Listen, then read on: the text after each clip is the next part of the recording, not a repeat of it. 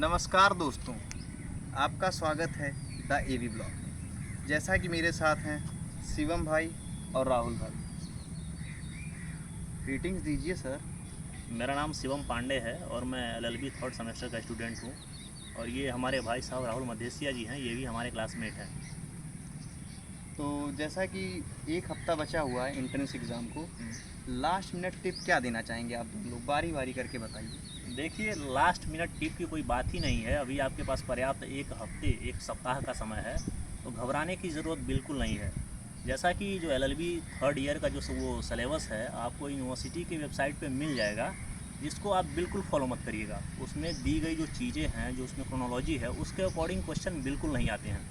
तो घबराने की सबसे पहली वजह ये है कि आप घबरा नहीं सकते हैं, क्योंकि क्वेश्चन सिलेबस से नहीं बनते हैं। अगर आप सामान्यतः किसी भी वनडे एग्ज़ाम का तैयारी करते हैं जिसमें बेसिक करंट अफेयर हो, जनरल नॉलेज हो, और वो क्या कहते हैं, वो जो अगर आप वो विधि का पेपर देने जा रहे हैं तो आपको संविधान के बेसिक क्वेश्चन आने चाहिए।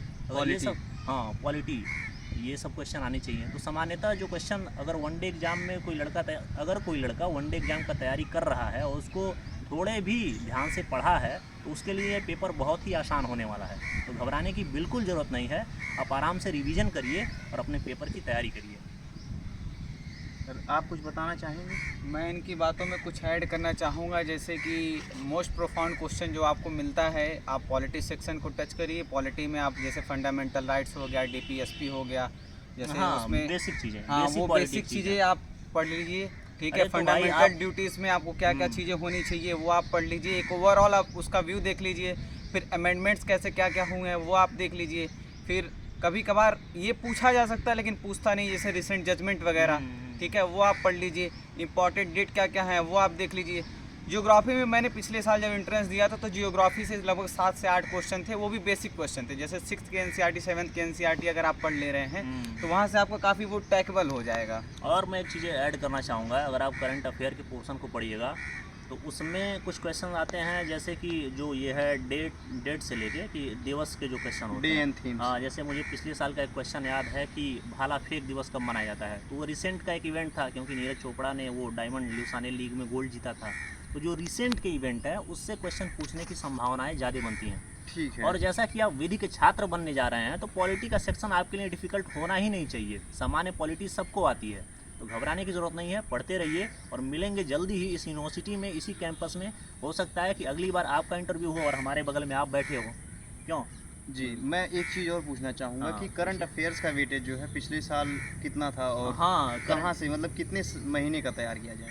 करंट अफेयर अगर आप आज से, मतलब जब एग्ज़ाम कंडक्ट हो रहे हैं उससे 6 महीने पहले का करते हैं तो वो हो जाएगा। और ज़्यादा डीप जाने की ज़रूरत नहीं है।